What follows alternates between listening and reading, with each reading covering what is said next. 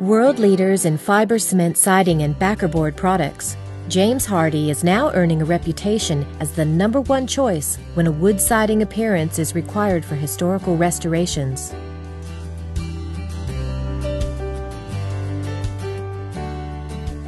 This home was built on Boston Post Road. Boston Post Road originally was an Indian trail. During the subsequent growth and colonization of the states, it became a major thoroughfare and commerce route. And this road in particular was the first main road into Weston. So all the original homes, people that first settled in this area, tended to settle right along this road. This particular house, the Hager House, was built in 1903. Again, it kind of represents some of the classical shingle-style home that you would find at that point. The exterior of the project had some considerable amounts of decay. The house was in two sections, a 1903 section and a 1989 addition that was put onto the back that was not blended in at all. Dr. Alex went through a lot of different designs, working from the inside out, trying to get the best layout, and we decided that was the wrong approach for a historic type of home. We had to really focus on the outside. I think overall what the town was looking for was something, again, that blended really well with the surroundings, that was complementary to the original architectural intent. We felt just sort of philosophically that we should try and follow what we felt were the guidelines that the older architecture established.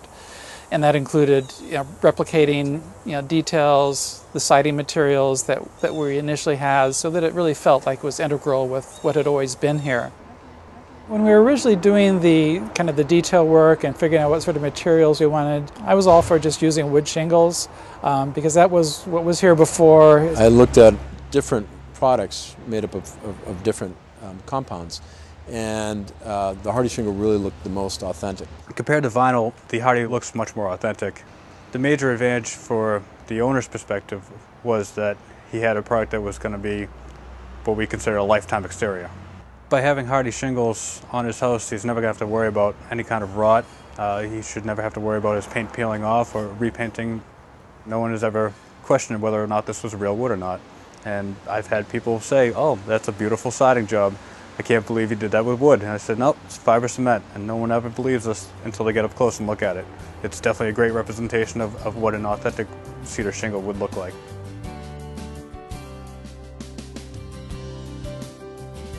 You start with design challenges. You have to be very consistent with the original structure, whether you're adding or modifying onto an existing structure, or if you're building new, that you're building and designing something that is appropriate within the context of where you're building it, that it fits, that it's historically appropriate. The approvals start with the local building committee themselves. You have a group of 11 or 12 people who represented the church, who in a sense were approving the design drawings and the selection of the materials and the colors before we even made the application to what was the local historic district. Once the congregation was on board with all the decisions and where the design was heading, we had to make application to the historic district. It consists of filing an application, a specification sheet, design drawings, color chips, and then going through an actual public hearing process where you present the project and they basically vet the project in a public forum and then determine if it meets their standard of appropriateness. And if it's approved, and it was, they issue a certificate of appropriateness. And that basically governs the construction of the project right through to the end. The way we arrived at choosing the Hardie products for the church was a combination of factors. The first and foremost was, if we're going to remove the vinyl and the original wood clapboards, what product can we bring back that is historically appropriate but has a low maintenance characteristic to it? We used the Hardie lap siding with the smooth finish and the Color Plus. We gained the smooth surface. We didn't want to have the textured product here. We were able to lay it up in a 4-inch exposure that matched the original clapboards, and we were able to get the white matching the original white fabric of the church.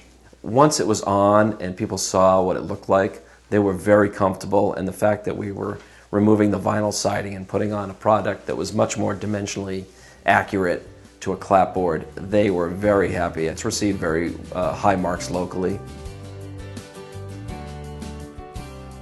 Rebuilding Together New Orleans is a program of the Preservation Resource Center and a local affiliate of a national nonprofit called Rebuilding Together. Our mission is to improve the quality of life of low-income elderly and physically disabled homeowners through home repair that is accomplished by volunteer labor. It's very important in New Orleans when we rebuild our houses to also preserve the sense of community in the neighborhoods in which we're working. On this particular block, for instance, we've done 3 homes, and that really improves the quality of life of our homeowners even more because we're preserving an entire block and consequently a neighborhood. And that really shows about long-term sustainability when we talk about the rebuilding issues that we're facing as a city. And so it's very important to pay attention to the character and the different character within each of the neighborhoods in which we work. In New Orleans, we really have to focus on certain issues when we rebuild our houses. Obviously, we want to maintain the integrity of the structure, and that means both inside and out. And so it's also, we pay a lot of attention to the use of our siding, to rebuild techniques that have longevity to them. And again, because we are about long-term sustainability, both for our homeowners and for the community.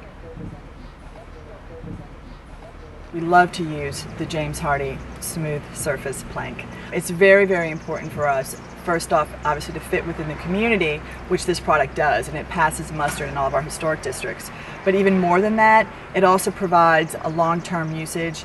It has very good insulating qualities. It also is impervious to termites, which we have a big issue with our Formosan termites. And it also has a fire retardant quality to it, which makes it a very good, safe product for our houses. The James Hardie product is vastly superior to any other non-wood siding that's out there currently. I've not been pleased with any of the other materials. This one gives me a much better reveal. It fits better within the character of our homes, and it has a much higher longevity. James Hardie offers a cost-effective, low-maintenance, aesthetically appropriate alternative to wood siding, ensuring our nation's historical landmarks and communities will retain their charm and be around for future generations to enjoy.